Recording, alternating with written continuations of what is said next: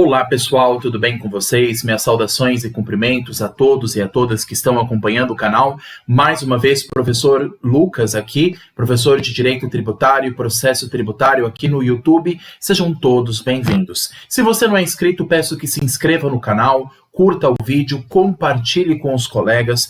Pessoal, isso para mim é muito importante, porque aí a plataforma vai reconhecer a relevância dos conteúdos que eu coloco aqui no YouTube.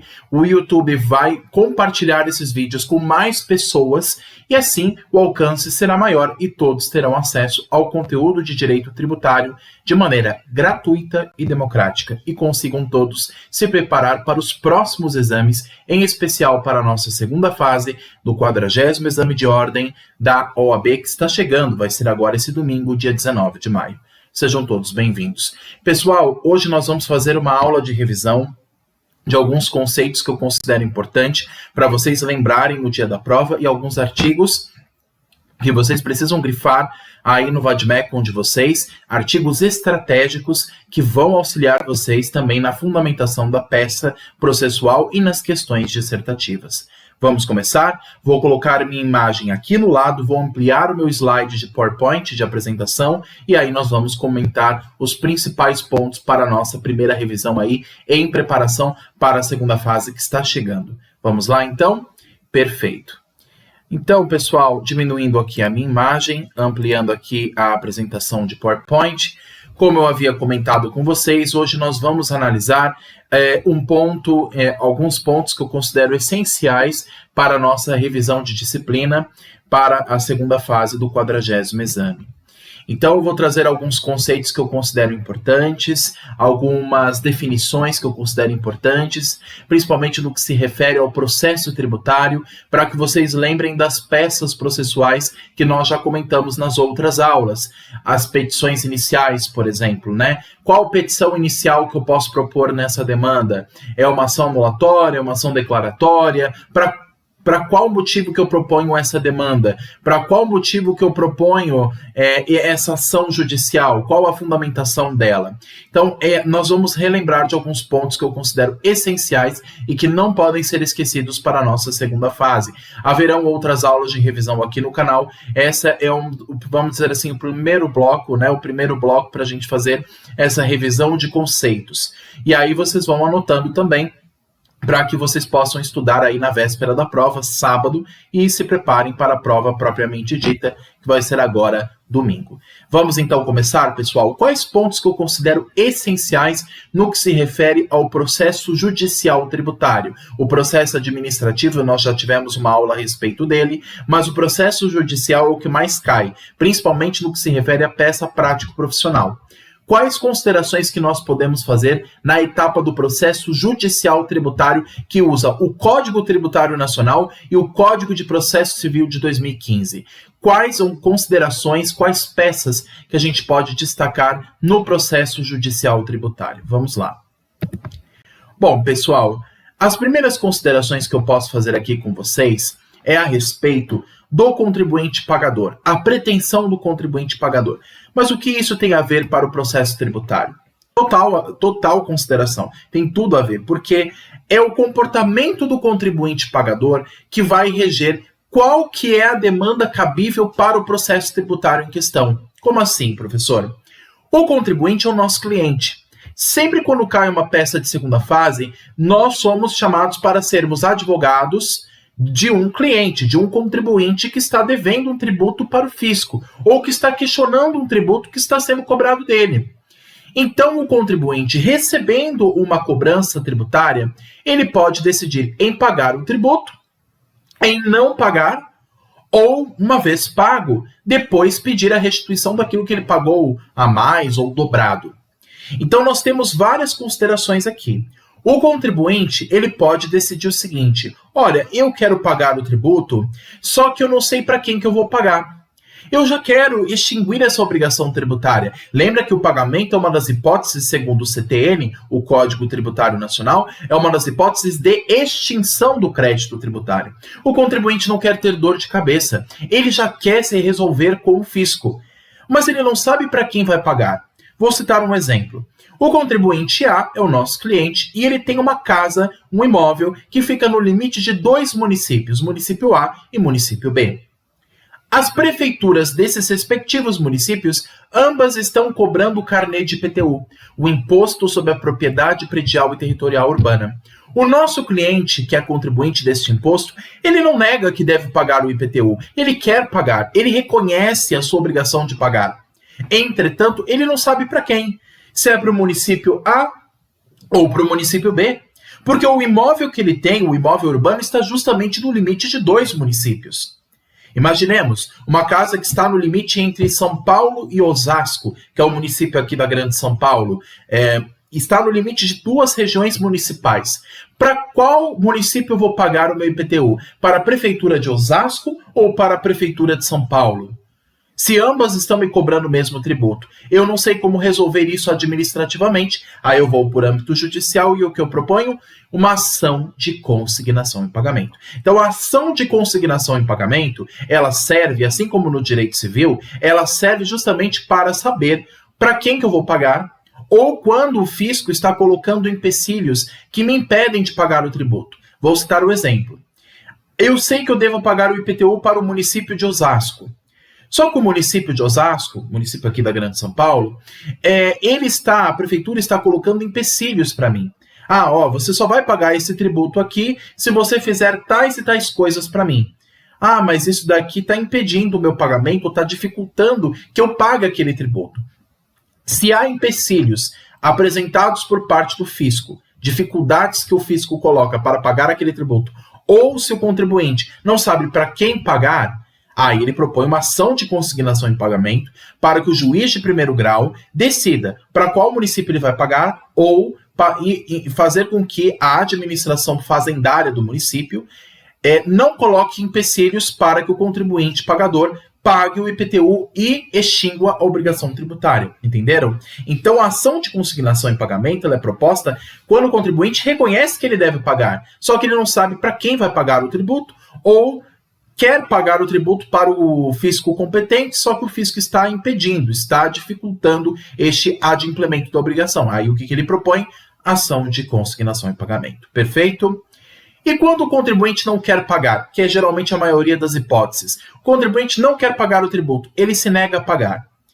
Nesse caso, eu posso propor diversos tipos de ações, embora cada uma delas tenha etapas diferentes. E nós vamos ver isso, eu até montei um desenho para ficar claro.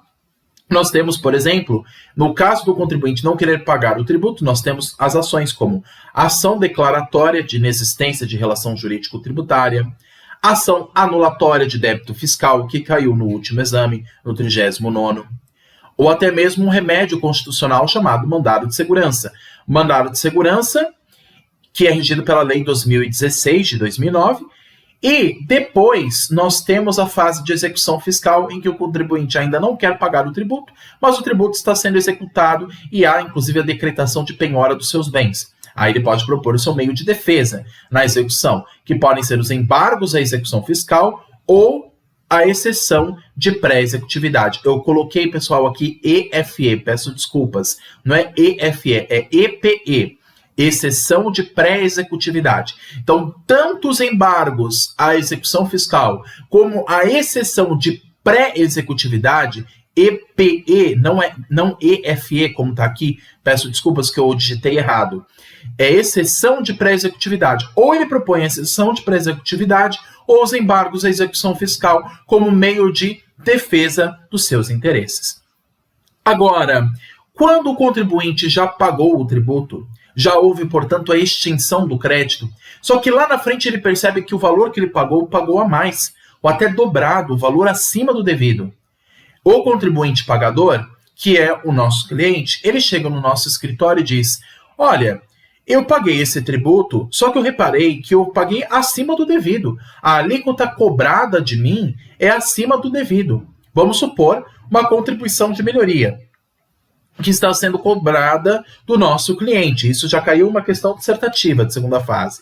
O nosso cliente está sendo cobrado de uma contribuição de melhoria, sendo que ele não mora no bairro onde foi favorecido pela obra pública, que gerou obrigatoriamente o fato gerador de contribuição de melhoria. Vamos supor que o município A município, vamos imaginar um município verdadeiro, o município de São Paulo, a cidade de São Paulo, criou uma obra pública no bairro dos Jardins para melhorar a circulação, o trânsito de carros. E isso fez com que houvesse a valorização mobiliária das casas que estão ali. Entretanto, o nosso cliente não mora naquele bairro. Ele mora no bairro da Lapa, um outro bairro da cidade. Só que ele está sendo cobrado da contribuição de melhoria, sendo que a casa dele não foi valorizada por esta obra que ocorreu em um outro bairro, mesmo que dentro da mesma cidade. Então, ele não poderia ser cobrado da mesma contribuição, somente os moradores do bairro dos Jardins, que foram favorecidos por aquela obra pública. Então, pessoal, nesse caso que eu estou dizendo aqui, nesse caso fictício que eu estou apresentando, o que você percebe? A cidade de São Paulo está cobrando do nosso contribuinte um tributo que não é devido. Mas vamos supor que na época ele não sabia disso e pagou a contribuição de melhoria, sendo que ele mora no bairro da Lapa, não no bairro dos Jardins, que são bairros da mesma cidade. Mas ele percebeu, conversando com um advogado, especialista em tributário, que a contribuição que ele pagou era indevida. Então, ele quer pedir a restituição do valor que ele pagou. Ele quer pedir de volta aquele valor. Porque o seu imóvel não foi favorecido pela obra pública. Então, ele não teria obrigação de pagar a contribuição de melhoria, diferente dos habitantes do bairro dos Jardins, que foram favorecidos por aquela obra pública que foi produzida pela prefeitura da cidade. Então, nesse caso, ele quer questionar, por via judicial, que o fisco devolva o valor que ele pagou indevidamente. Aí o que eu proponho? Uma ação de repetição de indébito tributário.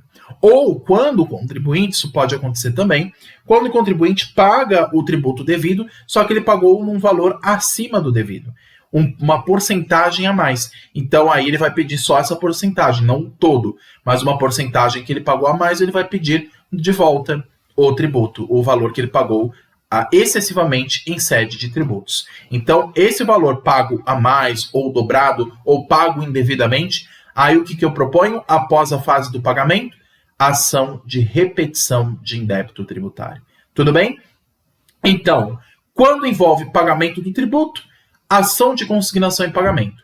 Quando o contribuinte não quer pagar o tributo, que é a maioria dos casos, aí propõe uma ação declaratória, anulatória, um mandado de segurança ou até mesmo em fase de execução fiscal, os meios de defesa, embargos à execução fiscal ou a EPE, exceção de pré-executividade. Já quando ele já fez o pagamento do tributo e ele só quer a restituição daquilo que ele pagou a mais, então ele propõe o quê? A ação de repetição de indébito tributário. Perfeito? Essas são as fases que nós precisamos saber do processo judicial tributário, a depender da pretensão, do comportamento do contribuinte pagador, que é o nosso cliente. Perfeito? Muito bem. Sabendo da pretensão devida, pessoal, nós também precisamos lembrar das fases do processo tributário para saber quando que eu proponho uma ação específica nesse processo. Quando vocês olharem uma questão de segunda fase, vocês vão perceber na ação prático-profissional. Pera lá, em que fase eu estou? Eu estou na fase inicial do processo, no meio do processo ou já na execução fiscal? Em que etapa do processo eu estou para propor a ação cabível? Eu proponho uma ação anulatória aqui, ou uma ação declaratória, ou um mandado de segurança, ou até mesmo um embargo à execução fiscal? O que eu vou propor ao meu cliente? Qual que é a demanda cabível? Então, para isso, nós precisamos saber, lembrar, as etapas do processo tributário. E, de maneira resumida, eu trouxe aqui para vocês as fases do processo judicial tributário. Tudo começa lá do início, a prática do fato gerador. O contribuinte praticou um ato passível de tributação. E a prática desse fato gerador gera no mundo fictício a obrigação tributária, que envolve duas obrigações, obrigação de pagar e obrigação de prestar declarações ao fisco, obrigação principal e obrigação acessória.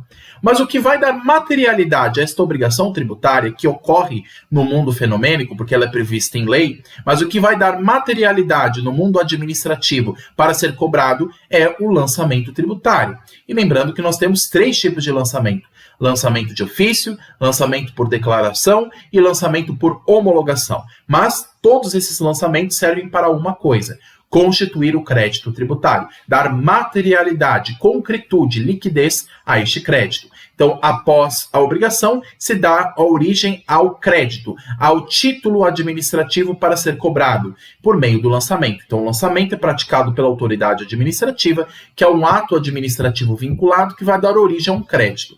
Crédito tributário, uma vez é constituído pelo lançamento, ele tem um prazo para ser cobrado, um prazo de 5 anos. O lançamento tem um prazo aí de 5 anos do lançamento, um prazo de 5 anos para que haja a propositura de uma execução fiscal. Mas antes, o que acontece? Nós temos o lançamento e, por sua vez, a constituição do crédito.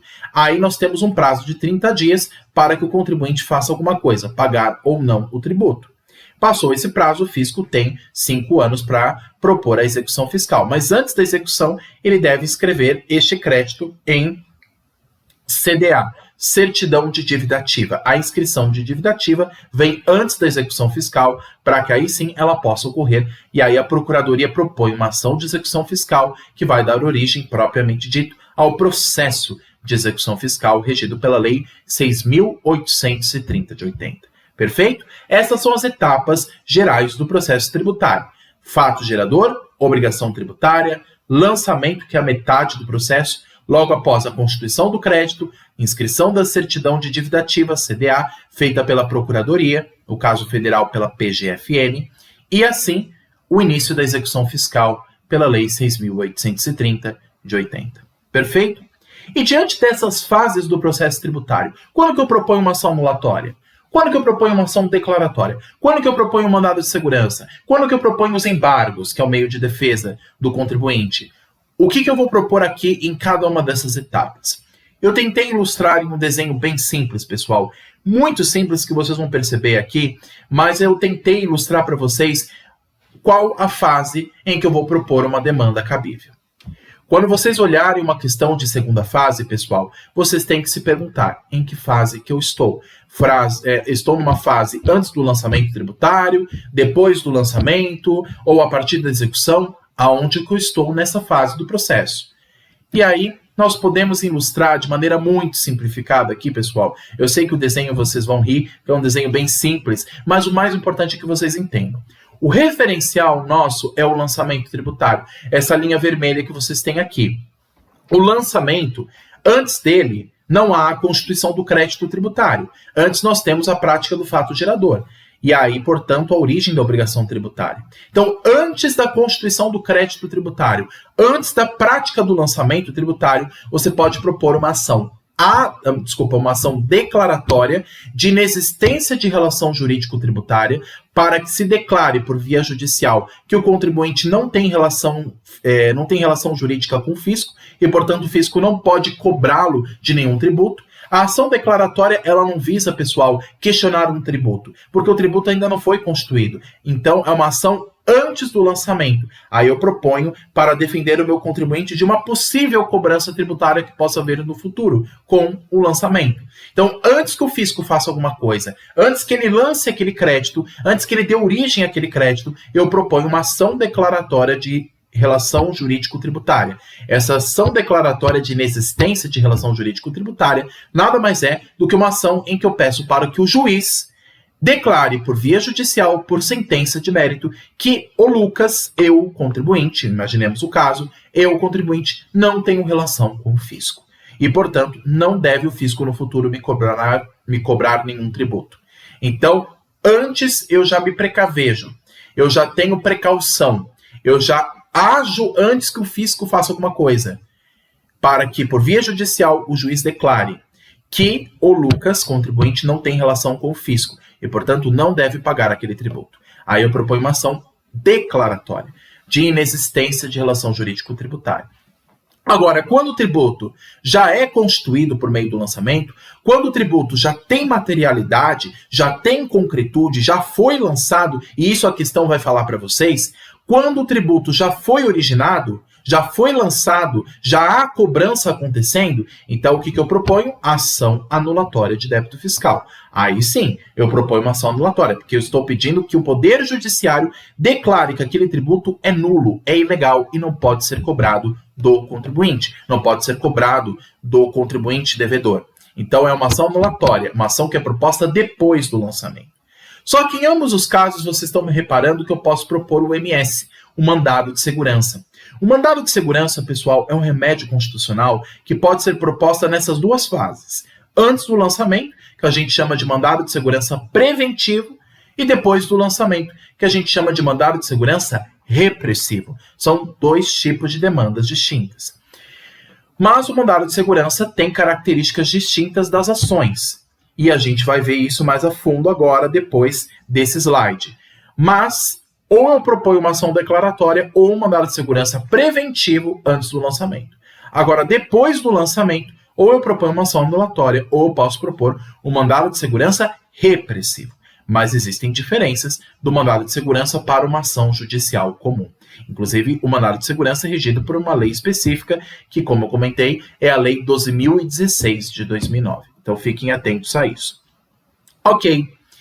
Vamos supor que já estejamos na fase já mais adiantada do processo. Então, já foi constituído o crédito em lançamento, e aí o fisco tem 5 anos para escrever em dívida ativa e propor a execução fiscal, caso queira cobrar esse tributo. E vamos supor que o fisco tenha feito tudo certinho. Ele lançou o tributo, já foi constituído o crédito e está sendo inscrito em dívida ativa, e aí, portanto, a Procuradoria vai propor uma ação de execução fiscal. Então, na execução fiscal, uma vez iniciado o processo de execução fiscal, que é regido pela Lei 8.630 de 80, então, iniciado o processo de execução fiscal, aí não cabe ação anulatória e nem ação declaratória. Ah, mas professor, a ação anulatória tem previsão na lei de execuções fiscais? Sim, o artigo 38 da lei de execuções fiscais tem a previsão da ação anulatória, mas a ação anulatória, mesmo sendo prevista na lei de execuções fiscais, ela é proposta antes da execução e não depois. Tudo bem? Ela é proposta depois do lançamento, mas antes da execução fiscal, a ação anulatória. Agora, uma vez iniciada a execução fiscal, não tem mais como propor uma ação. Aí o contribuinte tem que se defender. E aí ele propõe o quê? Os embargos à execução fiscal ou a exceção de pré-executividade, a EPE. Ou um ou o outro ele vai escolher, a depender do caso, para se defender na execução fiscal. Perfeito? Essas são as fases do processo tributário que eu tentei, pessoal, aqui ilustrar com desenho.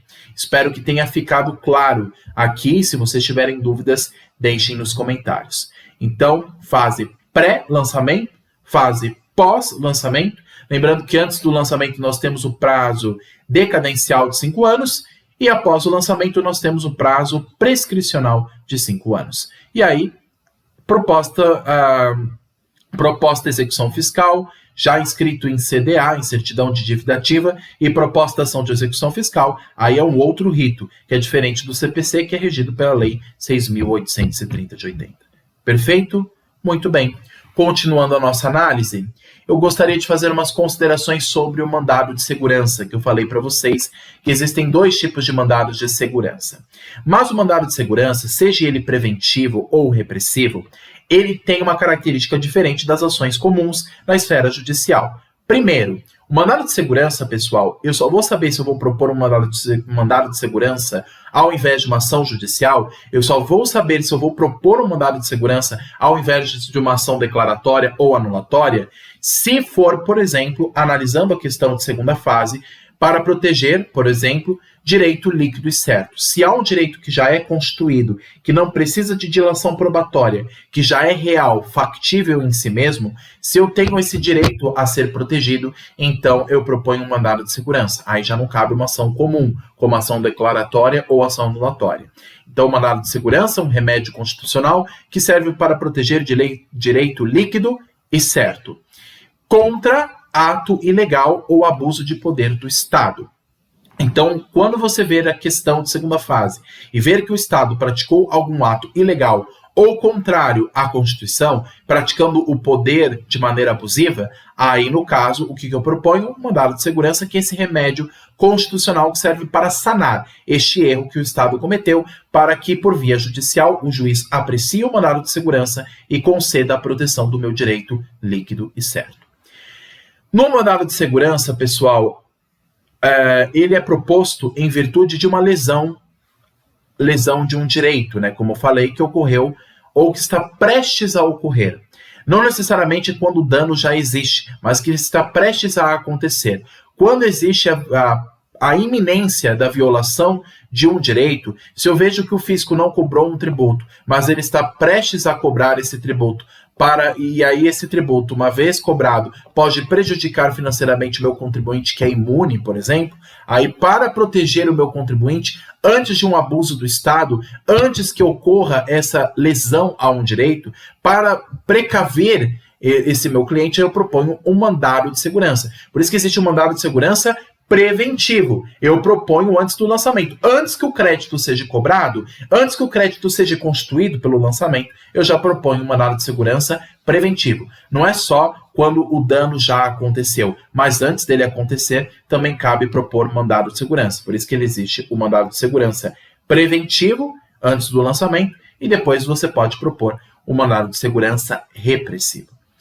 Não cabe dilação probatória. É importante vocês lembrarem isso. Se a questão falar, na questão de segunda fase, falar que o contribuinte precisa produzir prova pericial, precisa produzir outras provas documentais ou apresentar provas testemunhais no processo, se houver dilação probatória, ou seja, a produção de prova no decorrer do processo, em primeiro grau, aí eu não proponho mandado de segurança. Mandado de segurança requer a existência de direito líquido e certo. Algo que é tão certo, tão factível, tão real, que não precisa de prova. A prova já é a realidade, já há um documento pré-constituído que comprove aquele direito, que comprove que aquele contribuinte tem aquele direito. Então aí eu proponho um mandado de segurança. Agora, quando a questão disser que o contribuinte ou que o juiz pede para que o contribuinte crie meios de provas, testemunhais, periciais, documentais e assim por diante, aí nesse caso não pode mandado de segurança, porque mandado de segurança não admite dilação probatória.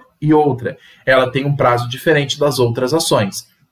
Diferente da ação anulatória e da ação declaratória, o prazo para propor o mandado de segurança é de 120 dias a partir do ato lesivo praticado pelo Estado. Aí o contribuinte, vendo o ato lesado, ele tem 120 dias para agir e propor essa demanda, conforme a lei do mandado de segurança, que é a Lei 12.016 de 2009.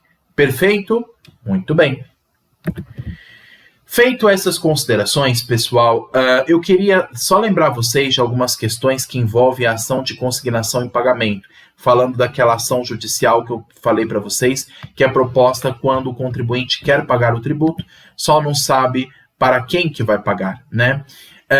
No caso, o artigo 164 do CTN é a fundamentação para essa peça processual. Vocês têm que ter esse artigo grifado aí com vocês no vade-mecum, porque é uma das fundamentações para a ação de consignação em pagamento em matéria tributária.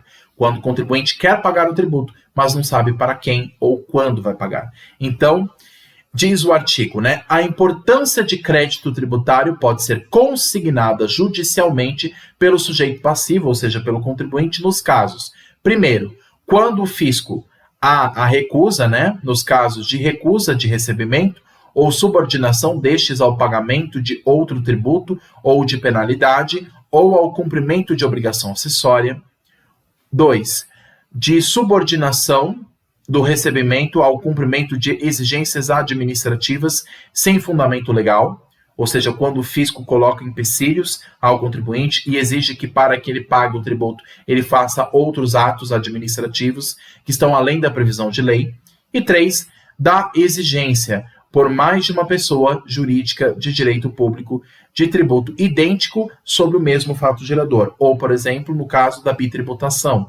Vamos imaginar naquela hipótese que eu trouxe para vocês. A casa, o imóvel, está sendo cobrado de IPTU pelos municípios de Osasco e São Paulo, porque a casa está no limite dos dois municípios, e ambos os municípios estão cobrando o mesmo tributo. E aí, no caso, o que existe é uma bitributação, e a bitributação é proibida pela Constituição Federal. Aí, para que não haja essa bitributação, eu proponho o quê? Uma ação de consignação em pagamento na via judicial para que o juiz decrete, por sentença, qual que é o município competente para me exigir e, assim, arrecadar o IPTU. Ou é o município de Osasco ou de São Paulo. E quem vai decidir isso é a Justiça Estadual. Aí eu proponho a minha demanda, a ação de consignação em pagamento, ao juízo estadual, seja juízo civil ou juízo da vara da Fazenda Pública. Perfeito? Muito bem. Pessoal, além do artigo 64, que eu quis destacar mais os incisos dele, e é importante que vocês leiam o artigo e tenham ele grifado no Vademécum, outra consideração eu queria fazer aqui com vocês sobre revisão. Eu falei para vocês de vários pontos, e aqui a aula é justamente para revisão mesmo, mas tem um ponto que eu considero importante para vocês lembrarem, e que pouco a gente comentou aqui no canal, que é a proposta de tutela de urgência.